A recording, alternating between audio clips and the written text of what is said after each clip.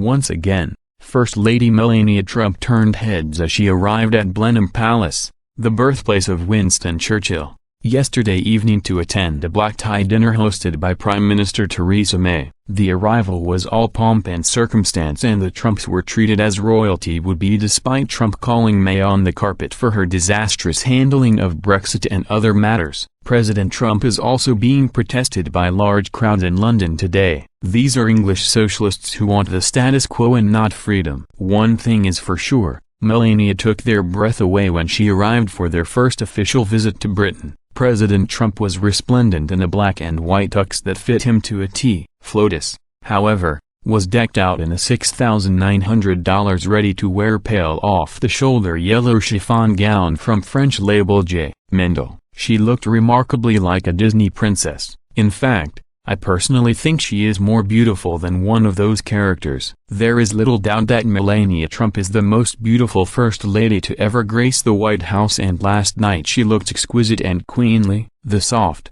demure gown featured a wrapped bodice, floor-length pleats and a billowing cape that gave her a dramatic, yet delicate look. She literally put Theresa May to shame. The ensemble was finished off with minimal jewelry and sky-high stiletto heels in a matching pastel color. You don't need many accessories when you are dressing a beautiful woman like Melania Trump. The dress went viral instantly, and the designer dropped the price to $2,996. It completely sold out in minutes. Social media was on fire with those who were dazzled by the First Lady. But of course, there were many on the left who attacked her appearance.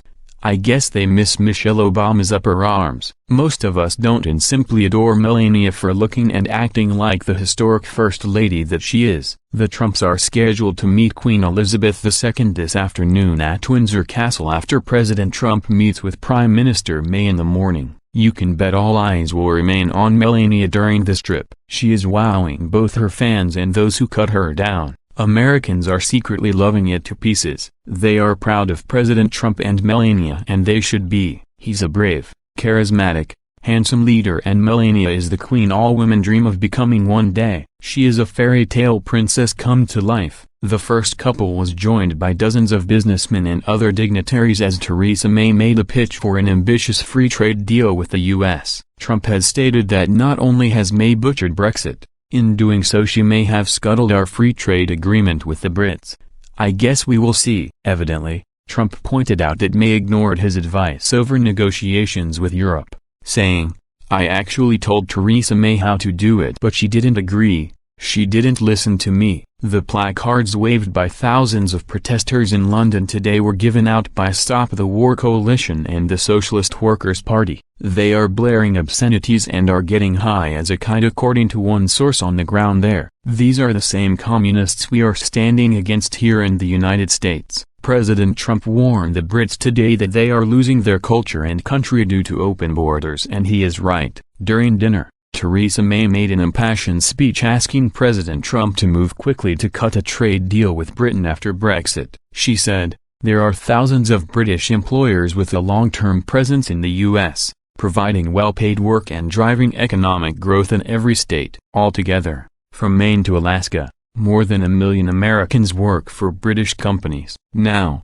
as we prepare to leave the European Union, we have an unprecedented opportunity to do more. It's an opportunity to reach a free trade agreement that creates jobs and growth here in the UK and right across the United States. But it is a deal we agreed to make with Britain on its own, not semi-tied to the EU." Trump hailed Boris Johnson as a future prime minister while there. Johnson quit as cabinet minister this week when he found out that May was going to sabotage Brexit. Trump also accused the London mayor, Sadiq Khan, of doing a bad job on terrorism and said there had been too much immigration in Europe. "I think the time for diplomacy is over. I'm glad that President Trump is being blunt and laying it out for May and the Brits. It's long overdue." The guests dined on Scottish salmon and beef, followed by strawberries and clotted cream ice cream. After dinner, President Trump was scheduled to go on a tour of the house's Winston Churchill exhibition, in the company of the Duke of Marlborough. "I would have loved to have been there. I'm a huge fan of Winston Churchill. It's a pity that an American is far more like Churchill these days than the Brits are, and America's Churchill has his lovely bride by his side stealing the show."